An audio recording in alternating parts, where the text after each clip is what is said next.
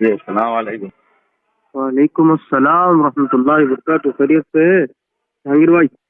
जी जाकिर भाई, अल्लाह का शुक्र है। कैसी है तबीयत वगैरह?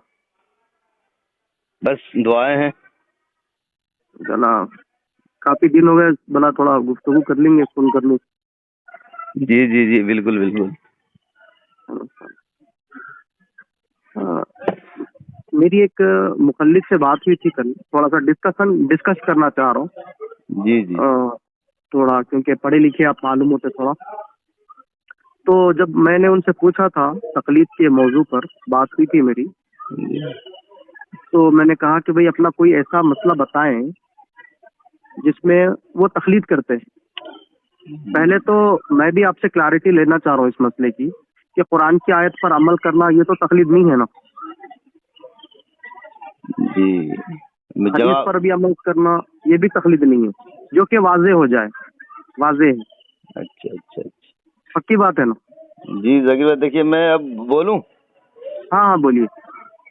आपने बातें कही कि कुरान पे अमल करना तकलीद नहीं कहलाता है, हदीस पे हम्म अमल करना तकलीद नहीं कहलाता है, यही आपने कहा। हम्म मैं गलत बयानी तो नहीं कर रहा हूँ? हम्म कर रहा हूँ? नहीं तो नहीं, आप इस बात को मानते हैं ना? नहीं, मानना ना मानना एक अलग बात है। मैं आपकी बात की थोड़ी सी वजाहत लेना चाह रहा हूँ। आपने कहा ना म, कि मैं खुद कुरान पे आपसे, अमल करना या हदीस पे अमल करना तकलीद नहीं कहलाता है, ये आपका सवाल है। हाँ, मैं यही तो आपसे कंफर्म करना चाह रहा हूँ। अच्छा तो मैं खुद आपसे नहीं पूछ रहा नहीं, हूँ कि एक भाई क्या एक मिनट कुरान पर। तक नहीं, मैं आपसे ये कहना चाह रहा हूँ कि आपने कहा ना कि कुरान और हदीस पे अमल करना तकलीद नहीं कहलाता है, ये बात हाँ आप तो मैं तो, मानते हैं? मैं आपसे पूछ रहा हूँ, आप ये बात हाँ मानते हैं? हाँ, मैं मानता हूँ, आप इस बात को नहीं मानते। अब आप ये बताएं, आपने पढ़ा कहाँ है? नहीं, आप इसको मानते या नहीं मानते, उसके बाद में अपन कुछ भी बात बोले तो वो जी कोई देखिए, कोई ना कोई किताब से एक बोलेंगे बात ना। मैं बताऊं, हम्म कुरान और हदीस जो आपने कहा ना, हम्म तो कुरान और हदीस पे अमल करना तकलीद नहीं है, आपने ये जुमला कहा, ठीक है। हम्म लेकिन मुतलकन कहा आपने। हम्म लेकिन मैं हम्म इसमें मुक़य्यद करूंगा इसको, तो हम्म कुरान में भी तकलीद की जाती है, हदीस में भी तकलीद की जाती है। अब आप सवाल हम्म करेंगे वो कैसे, है ना? हम्म हम्म जी। आप देखेंगे कुरान करीम और अहादीस करीमा में बहुत सी जगहों पे तारुज़ पाया जाता है। हम्म जैसा कि मैंने शायद पहले भी एक मिसाल दिया था आपको कि आप सल्लल्लाहु अलैहि वसल्लम की एक हदीस है कि आग पे पकी हुई चीज खाने से वजू बनाना पड़ता है, यानी वजू टूट जाता है। हम्म और एक दूसरी हदीस है कि आप सल्लल्लाहु अलैहि वसल्लम ने आग पे पकी हुई चीज को इस्तेमाल किया और बगैर हम्म वजू बनाए हुए नमाज पढ़ी। हम्म अब आप बताएं कि हम किधर जाएं, इधर जाएं या इधर जाएं? हम्म क्योंकि हदीस के अंदर बज़ाहिर टकराव नजर आ रहा है, तारुज़ नजर आ हम्म रहा है। हम्म तो कौन सी हदीस को लें और कौन सी हदीस को छोड़ दें, हम्म ये मेरा सवाल है। हम्म तो बताइए कि अब यहाँ पर तकलीद होगी या नहीं होगी? अच्छा। एक मैंने मिसाल दिया है, तो वैसे बहुत सारी हाँ, नहीं, अहादीस कोई और बहुत सारी बहुत आयतें हैं। सारी जी मिसालें हैं ना, जी जी जाकिर भाई, ऐसा बोले तो नहीं बोले। है। जी हाँ, बोले। अगर इसको हम देखते हैं, अच्छा, मुकल्लिद की तकलीद होती है क्या? पहले जरा हम क्लैरिटी से आएंगे। जी मुकल्लिद की तकलीद कर सकते हैं, मुकल्लिद की तकलीद हो सकती है? जी, अब मैं जवाब दूं? नहीं, थोड़ा थोड़ा करके जवाब जी जी दीजिए जी, ना, मैं आपकी थोड़ा मुकम्मल। ही थोड़ा करके। हाँ। एक तो देखिए कि हम्म एक उसूल है, ठीक है, हम्म एक फुरू है। हम्म उसूल में तो मुज्तहिद ही की एक नहीं, एक मुज्तहिद फिल उसूल है, उसूल के अंदर एक मुज्तहिद है, एक हम्म मुज्तहिद फिर राय है, राय के हम्म अंदर वो इज्तिहाद करता है। तो हम्म अगर मुज्तहिद फिर राय है तो हम्म वो मुकल्लिद फिल उसूल है, यानी वो जो है मुज्तहिद फिर राय, वो उसूल में असल जो है वो मुज्तहिद फिल उसूल है, उनके वो मुकल्लिद है, ठीक है। हम्म जैसे इमाम अबू हनीफा और चार इमाम जो हैं वो मुज्तहिद फिल उसूल हैं, और उनके बाद हम्म के जितने भी लोग हैं जो बड़े बड़े हम्म मुज्तहिद गुजरे हैं वो मुज्तहिद फिर राय है। हम्म जी। तो ये लोग उसूल में तो इमाम अबू हनीफा के मुकल्लिद हैं, लेकिन राय के अंदर भी वो लोग इज्तिहाद रखते हैं। तो जी अभी वो मुकल्लिद है, इसका मतलब मुजतहिद भी मुकल्लिद हो जाता है? जी जी बिल्कुल हो जाता नहीं है, होता है। अच्छा, मुकल्लिद की तकलीद भी होती है? जी बिल्कुल बिल्कुल। सुभान अल्लाह, सुभान अल्लाह। राय में मुजतहिद फिर राय में बोला हूँ, मुतलकन आप अच्छा इसे ना ले, मुक़य्यद करके बोले। अच्छा अच्छा, इसका मतलब ये है कि तकलीद करते करते, राय में तकलीद करते करते कोई मुजतहिद भी हो जाता है? नहीं नहीं आप हम्म मेरी बात नहीं समझे। मैंने कहा कि मुजतहिद फिल उसूल, जो मुजतहिद फिर राय उसूल तो होता है। है ही है। चले जी देखिए, उसूल अगर कोई बना दिए और हर कोई उस उसूल पर चल रहे हैं, तो उसूली एतबार से पूरे मुकल्लिद बन जाएंगे। अब राय के एतबार से, क्योंकि उनके पास इतना इल्म होने की बुनियाद पर वो अपनी अलग राय किस आयत के तहत या किसी हदीस के तहत, किसी सहाबी के बात के तहत वो अपनी राय रखते हैं कि मेरा मेरा इस हदीस पर मेरी ये राय है। देखिए मैं आपको बताता हूँ, मान लीजिए जैसे अभी जहन में तो बातें नहीं है, क्योंकि अभी थोड़ा सा मैं मशगूल था, तो एक दो जो बातें जहन में, वही बातें मैं नकल कर देता हूँ। जैसे आज के ज़माने में जैसे मान लीजिए कि वो ऑपरेशन वगैरह होता है ना, और या जैसे बैंक इंश्योरेंस वगैरह है, और क्या क्या ये जदीद मसाइल जो है, तो इसमें राय के अंदर बहुत सारी चीज़ें, जैसे मोबाइल ही है, तो बहुत सारे उलमा का कहना है कि भाई मोबाइल इस्तेमाल करना सही नहीं है, बहुत सारे कहते हैं कि सही है, वीडियो बनाना बहुत सारे कहते हैं सही है, बहुत सारे कहते हैं सही नहीं है। तो ये राय के अंदर इख्तिलाफ है, उसूल में इख्तिलाफ नहीं है, समझे? तो राय के अंदर इख्तिलाफ है, और राय अलग हो सकती है, मुजतहिद फिर राय की जो अलग अलग राय हो सकती है, लेकिन जो उसूल है, उसूल में दो मुजतहिद फिर राय जो है वो इन दोनों का राय के अंदर इख्तिलाफ है, लेकिन उसूल में जो है ये दोनों के दोनों, जो सही भी कह रहे हैं वो भी, और जो सही नहीं कह रहे वो भी, ये दोनों के दोनों उसूल में जो है इमाम अबू हनीफा या चारों इमाम में से किसी एक के मुकल्लिद हैं। आप समझ गए मेरी बात को? हाँ हाँ, समझ गया मैं। जी, आप चाह रहे हैं कि उसूल में तो हर कोई मुकल्लिद है, लेकिन राय में हर कोई अपने इल्म के एतबार से अपनी राय रख सकता है। मुजतहिद फिर राय, देखिए मुजतहिद फिर राय में हर हमा शुमा की बात नहीं कर रहा हूँ, मैं मुजतहिद फिर राय की बात कर रहा हूँ। मैं मुजतहिद की बात कर रहा हूँ, मैं हर अरे गैरे की बात नहीं कर रहा हूँ, सिर्फ मुजतहिद की बात कर रहा हूँ। जी जी जी जी। तो वो मुजतहिद अपनी अगर राय रखता है और उस राय पे अगर कोई अमल करता है, तो वो उसका मुकल्लिद हो जाएगा। जी, मुजतहिद फिर राय के अंदर जो है वो उसका मुकल्लिद कहलाएगा। बिल्कुल नहीं, देखिए मुजतहिद फिर राय निकालने वाला एक आमी तो नहीं होगा, जी, वो भी एक मुजतहिद के लेवल पर होगा। जी जी जी जी। हाँ, तो एक आम आदमी जो कि कुरान हदीस से वो क्या राय आ सकती है, सही राय, जी, तो जी, वो मुजतहिद की वो राय वाली बात को ले लेगा। जी जी हाँ, ले लेगा तो वो उसका मुकल्लिद हो जाएगा। बिल्कुल मुकल्लिद फिर राय होगा, पक्की बात है इसकी। जी जी जी। जैसे अब मैं एक मिसाल दे देता हूँ, मेरी एक जो है तो असल आधी बात आपने काट दी थी। जी बोले बोले। तो मेरी जो बात हुई किसी से, तो उन्होंने कहा कि भाई जिस तरह आपने कहा कि हदीसों में तारुज पाया जाता है, दो किस्म की हदीसें होती है, जैसे कि आपने जो है सो खाना पकने, आग पर पकना, उसकी मिसाल दी जी। और एक उन्होंने मुझे जो मिसाल दी वो ये है कि एक तरफ रफ़ करने की हदीसें हैं, एक तरफ ना करने की हदीसें। ठीक जी। तो मैंने कहा कि भाई आप क्या करते हैं, तो उन्होंने कहा कि भाई मैं तकलीद करता हूँ। तो कैसे तकलीद करते? तो मैं रफ़ नहीं करता हूँ, क्योंकि इमाम अबू हनीफा ने जो है सो हमको ये राय दी है या उनका अपना ये फतवा है, तो आप मुकल्लिद हैं। मतलब रफ़ नहीं करने वाले आप मुकल्लिद है क्या? पूछा। हाँ बिल्कुल।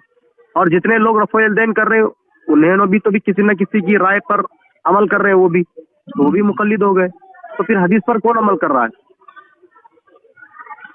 जी। और ये हाँ, एक बात और, बोले।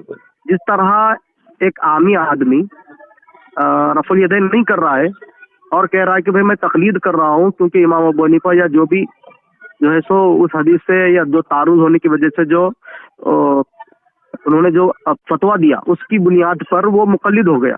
तो इधर भी तकलीद है, इधर भी तकलीद है। तो मैं कह रहा हूँ कि आप रफ़ुल यदैन नहीं कर रहे तो मुकल्लिद है, और इमाम अबू हनीफा रफ़ुल यदैन करते थे कि नहीं करते थे? तो इमाम अबू हनीफा भी रफ़ुल यदैन नहीं करते थे। जब वो नहीं करते थे तो फिर वो भी मुजतहिद हो गए, दलील की बुनियाद पर वो कर रहे हैं तो मुजतहिद, और आप जो है सिर्फ उनकी बात सुन के मुकल्लिद हो गए। जी जी बिल्कुल सही बात। मसला है। जी जी, जवाब दूं? हाँ हाँ जी, देखिए जाकिर भाई आपने बहुत अच्छा सवाल किया, माशाल्लाह आपका सवाल अच्छा है। देखिए, असल पहले भी मैंने कभी बताया था कि तारुज जब हो जाता है ना, तो वहाँ पे मुजतहिद लोग जब इज्तिहाद करते हैं और जो करीने क़ियास और जो करीने कुरान और हदीस को ज़्यादा वो मुवाफिक समझते हैं, वो वो अपना उसूल रखते हैं। तो इमाम अबू हनीफा रहमतुल्लाह अलैह ने कहा कि भाई रफुल यदैन की हदीस जो है वो कब्ल की, पहले की हदीस है, पहले का अमल है, और तर्के रफुल यदैन ये बाद का अमल है, और बाद वाला अमल नासिक होता है ना, राजे होता है या नासिक होता कह लीजिए, और कब्ल यानी पहले वाला अमल जो है वो मनसूख या मरजू होता है। ठीक है। तो इमाम अबू हनीफा, क्योंकि यहाँ पे कुरान और हदीस में कहीं पर भी क्लियर नहीं किया गया कि ये हदीस पहले की है या ये हदीस बाद की है। हदीस या कुरान का नहीं, हर मुजतहिद या मुहद्दिस हजरात ने अपनी अपनी राय को रखा है। आखिर उनकी भी राय ही है, वो कुरान और हदीस से नहीं बोल रहे हैं। उन्होंने तारीख को खंगाला और तमाम इस पे दिमाग खपाया, खपाने के बाद उन्होंने अपनी एक राय। नहीं, बात लंबी नहीं कर रहा मैं, शॉर्ट कर रहा हूँ। बहुत लंबी कर रहे हैं। तो ये पहले की ये बात की है, तो यहाँ पर उन्होंने ये बात कही कि भाई ये ज्यादा ये अनसब और मुनासिब लगता है, लिहाजा ये जो है राजे है, ये मरजू है, तो हम राजे पे अमल करेंगे। तो उनके इल्मी बुनियाद पर उन्होंने उसको उसूल को लिया, तो हम उनके इल्म और अक्ल की बुनियाद पर हमने उस बात को तस्लीम कर लिया। तो ये हमारे लिए तो तकलीद हुई, क्योंकि इमाम अबू हनीफा कहने की वजह से हम जो है इसको कह रहे हैं। हाँ, तो मैं यही तो कह रहा हूँ ना भाई, जब आप रफ़ा नहीं करे तो आप मुक़ल्लिद हो गए, तो फिर इमाम अबू हनीफा भी रफ़ा नहीं करते थे बकौल आपके, तो फिर वो भी मुक़ल्लिद होना ना जी। नहीं, इमाम अबू हनीफा रहमतुल्लाह, हाँ जी, इमाम अबू हनीफा। देखिए, ऐसा तो नहीं है कि तारुज आपके पास है 1400 साल के बाद तारुज आया। इमाम 1400 साल बाद कहाँ आया हजरत? फिर अब आपको बोले कि तारुज है ना भाई, 2 हदीसा है बोल रहे आप। जी जी जी जी, 2 हदीसा, ऐसा तो नहीं है कि अभी 2 हदीसा निकल के आ गए आप और मैं पैदा हुए, तो ऐसा तो नहीं है ना। वो हदीस जब इमाम अबू हनीफा के दौर में भी थी, तो इमाम शाफी के दौर में भी थी, तो फिर इमाम मोहम्मद के दौर में भी थी, इमाम यूसुफ के भी दौर में थी। तो इमाम अबू हनीफा को भी समझ में नहीं आया होगा जब वो तालिब इल्म थे। मैं ये नहीं बोल रहा हूँ कि मुजतहिद थे, जब की बात नहीं, जब तालिब इल्म थे तो उसके बाद इल्म हासिल कर रहे थे वो, तो उनको भी जो है तारुज दिखा होगा, तो उनको भी उनके उस्ताद ने बताया होगा कि भाई यहाँ पर जो है रफ़ा नहीं करना चाहिए। तो फिर जैसा उनको उनके उस्ताद ने, जैसा आपको आपके इमाम अबू हनीफा ने ये राय दी है कि भाई यहाँ पर रफ़ा नहीं करना चाहिए, तो उनको भी किसी ने कहा होगा ना। ऐसा तो नहीं है कि बचपने से कोई जो है समझ में आ गया और वो जो है तो समझ गया इल्म। ऐसा तो नहीं है कि भाई कोई 30 साल की उम्र में कोई मुजतहिद तो नहीं बनेगा ना। इमाम अबू हनीफा रहमतुल्लाह अलैह का तो हिफ्ज़ 20 या 21 साल में मुकम्मल हुआ, तो 20 या 21 साल तक वो अगर रफ़ा नहीं करते थे तो फिर वो तो मुजतहिद हो गए, वो कैसे मुक़ल्लिद हो गए वो तो वो मुक़ल्लिद कैसे मुजतहिद बन गए फिर?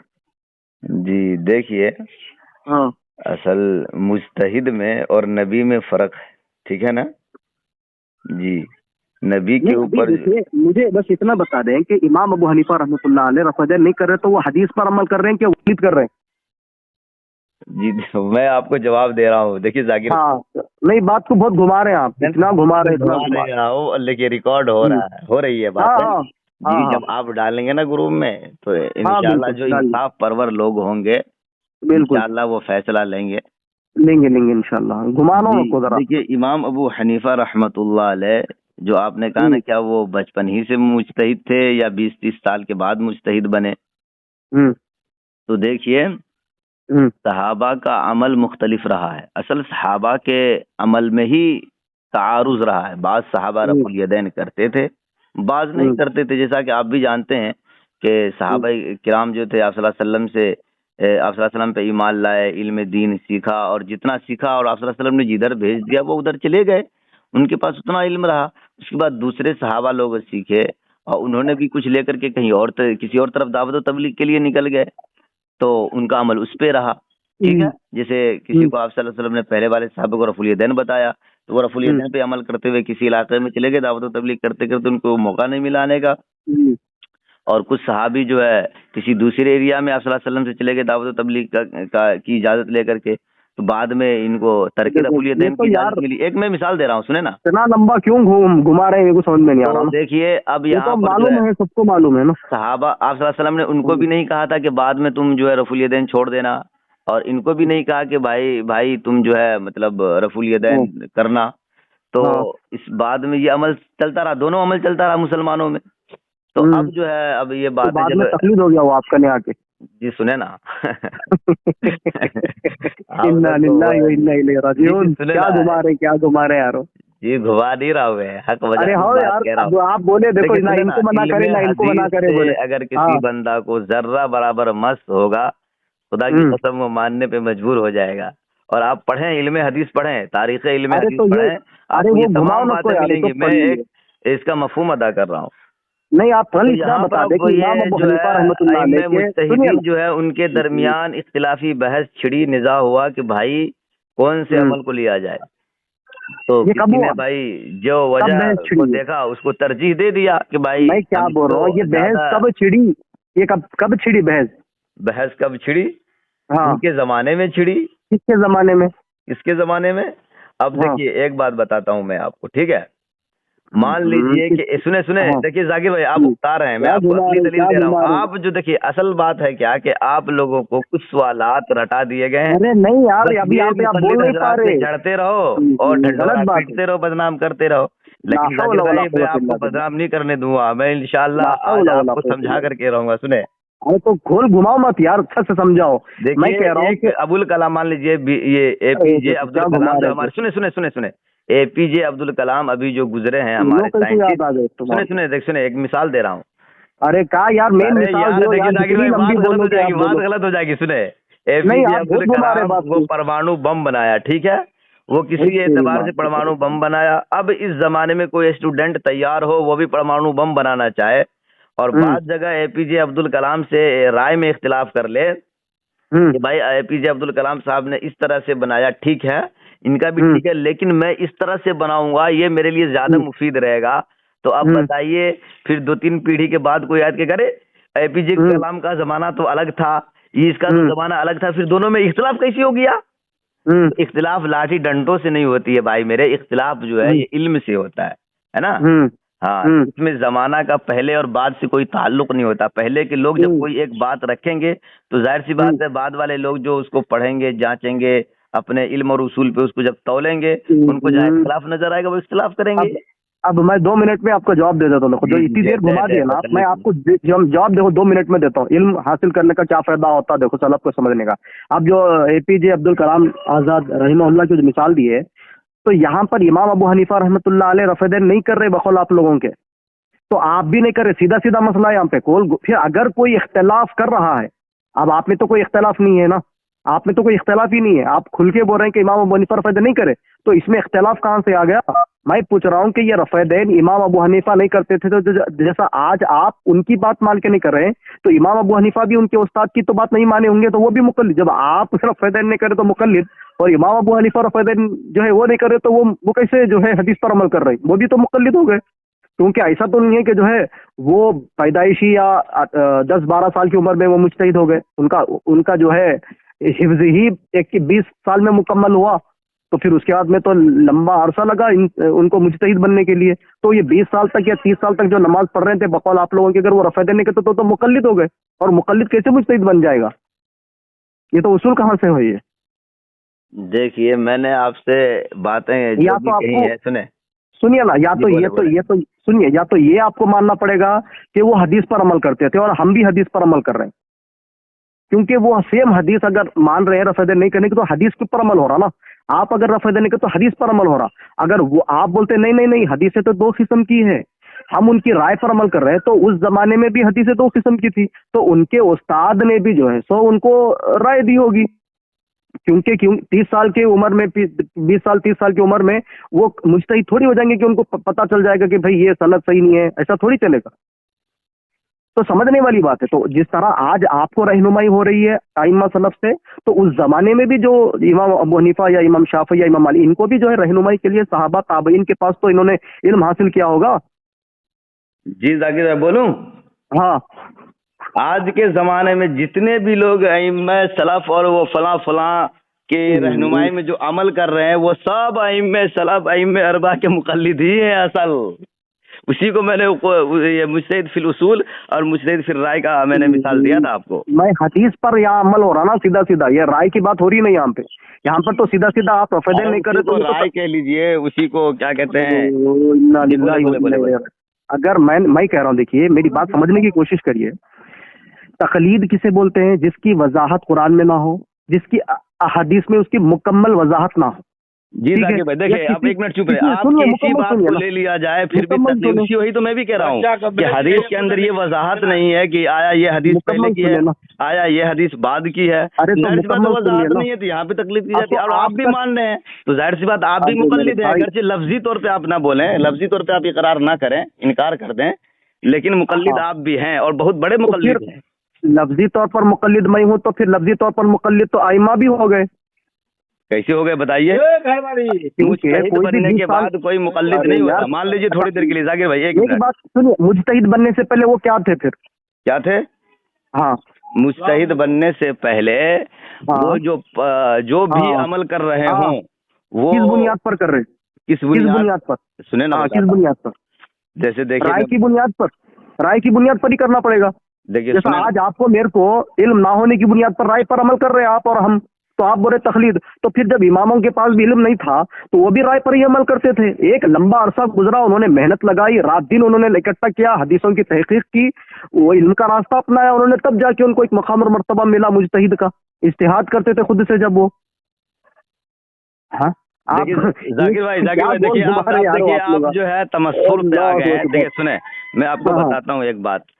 अच्छा देखिए तसल्ली, बस एक मिनट सुनेंगे। अबुल कलाम, बीजेपी अबुल कलाम ने जो परमाणु बनाया है, इससे सारा मुल्क फायदा उठा रहा है। सुने, भागे नहीं, भाग रहे आप, सारा मुल्क फायदा उठा रहा है। सुने, स्टूडेंट जो है वो भी फायदा उठा रहा है, सब फायदा उठा रहा है। लेकिन आज का स्टूडेंट कोई माहिर बन जाए, बहुत बड़ा बन जाए और वो भी परमाणु बम बनाने पे कादिर हो जाए और वो कोई परमाणु बम तैयार करने लगे, रिसर्च करने लगे, तो रिसर्च करते करते उसको कोई ऐसी बात मालूम हुई जो बीजेपी अबुल कलाम के खिलाफ बात है, तो वो इस खिलाफ कर सकता है। तो उसको ये नहीं कहा जाएगा कि भाई तुम गलत कर रहे हो, एपीजे अबुल कलाम साहब तो ऐसे बनाए थे, तुम तो ऐसे बना दिए और ये तुम बटन और खटका तुम सेट कर दिए।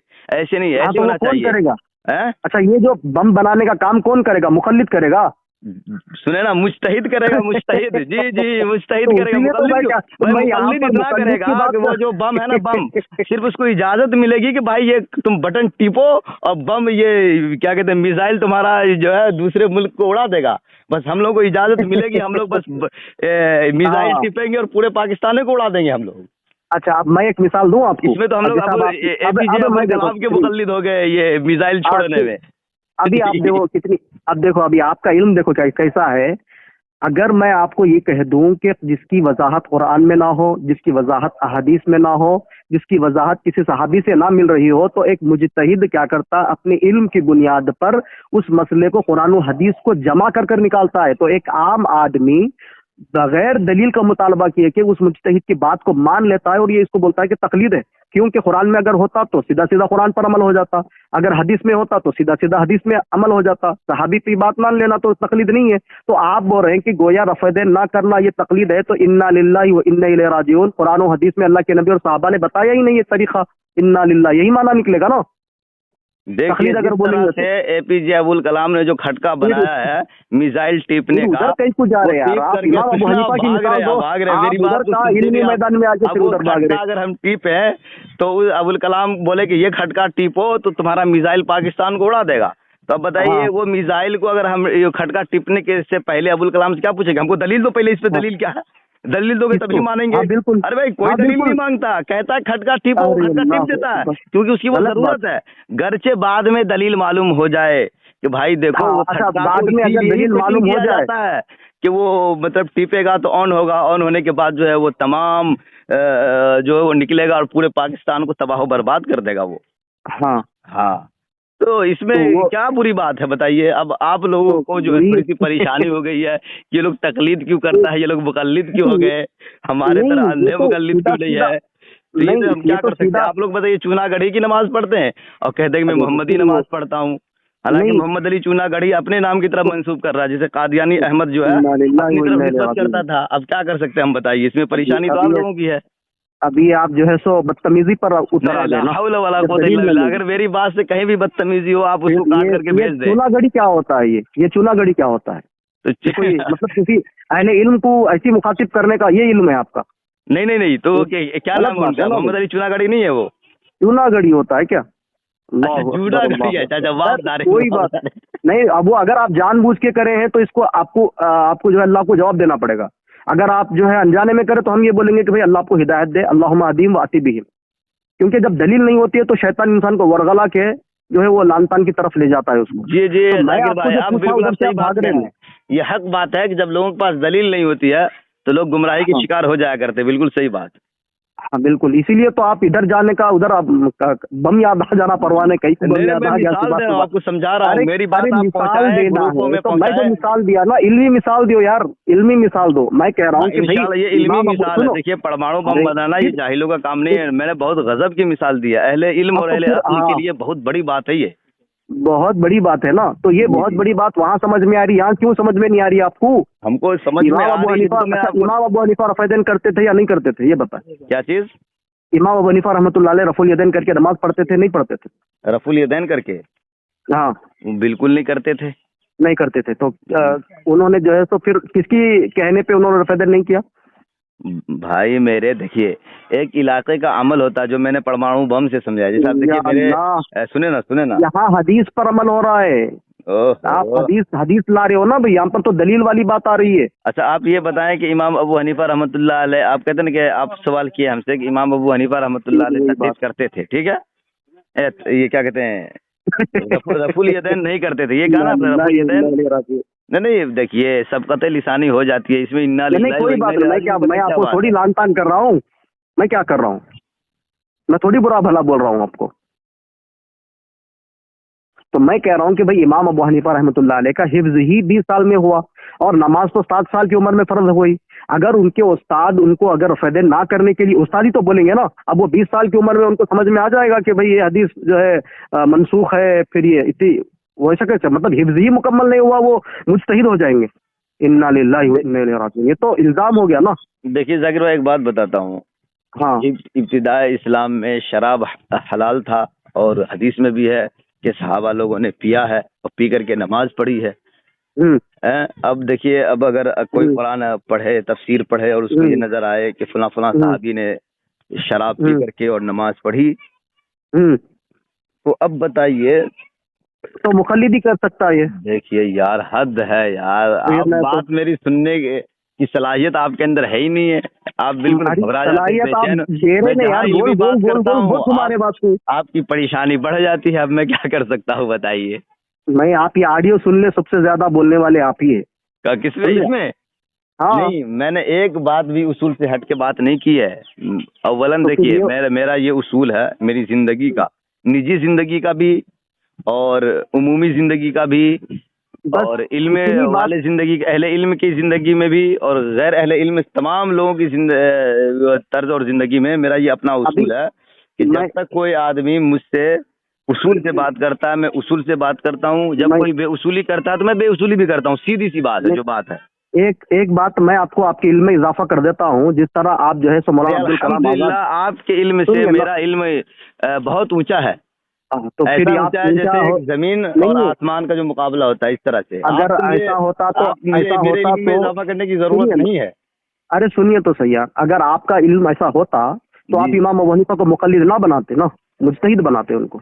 मुकल्लिद बना दिया इमाम अबू हनीफा को? हाँ बिल्कुल। क्योंकि आप अगर बोल रहे, सुन ना, क्योंकि आप अगर बोल रहे हो कि हम रफ़ेदैन नहीं कर रहे इमाम के कहने पे, तो आप मुकल्लिद हो गए। फिर वो अगर नहीं कर रहे रफ़ेदैन तो फिर वो भी मुकल्लिद हो जाना ना। आपके कहने, आप जो है सो वो अमल कर रहे हैं तो आप मुकल्लिद, वही अमल आपके इमाम साहब कर रहे हैं तो वो मुकल्लिद नहीं। ये क्या उसूल है भाई? ये कहाँ से लाए उसूल? तो ऐसे मैं आपको बताता हूँ, सुनिए। अब मैं आपको बताता हूँ, मेरी सुनेंगे नहीं? अरे मेरी दलील सुनिए ना। ऐसे तो आप भी बड़े मुकल्लिद हो गए और जो अलबानी साहब या जिनकी भी आप कहने की वजह से आप मान रहे हैं वो भी मुकल्लिद हो गए और बहुत बड़े मुकल्लिद हो गए। क्योंकि वही बात तो आपके अंदर पाई जा रही है। क्योंकि आप भी रफ़ुल यदैन करते हैं किसी के कहने की बुनियाद पर, और वो भी जो हदीस भी है तो किसी के कहने की बुनियाद पर, तो वो भी मुकल्लिद हो गए। बिल्कुल यही तो कह रहा हूँ। हदीसों पर अमल ही, जिसका मतलब ये हो रहा है कि हदीसों पर अमल ही नहीं हो रहा। पूरे के पूरे मुकल्लिदी थे, कोई मुजतहिदी नहीं। ये आपके उसूल की बुनियाद पर कोई मुजतहिद नहीं बन रहा है। चलिए ठीक है, समझे फिर आप? बात करेंगे, समझे जाकिर भाई, ठीक है, बातें हो गई। खैर एक बात आपको मैं बता देता हूँ। देखिए, इमाम अबू हनीफा रहमतुल्लाह अलैह का एक फतवा है, जिसके अंदर इमाम अबू हनीफा रहमतुल्लाह अलैह कहते हैं कि अगर निकाह करना है तो वली होना देखिए, जरूरी नहीं है। सुनिए ना मेरी बात, अरे यार सुनो, वली होना जरूरी नहीं है, बगैर वली के भी निकाह हो जाता है बोल के उन्होंने फतवा दिया। जी तो इस बात को इमाम मोहम्मद ने और इमाम अबू यूसुफ ने, जी हाँ, इन दोनों ने जबरदस्त तरीके से कंडम किया, और वो हदीस को लेकर आया जो कि सही बुखारी और अबू दाऊद तिरमिजी में ये हदीस को लेकर आ गया कि वली के बगैर निकाह हो ही नहीं सकता। तो उनके शागिर्द इमाम यूसुफ कह रहे कि हमारे उस्ताद मोहतरम को अगर ये इस बात का इल्म होता, इस हदीस का अगर उन तक पहुंचती, तो ये फतवा ना देते।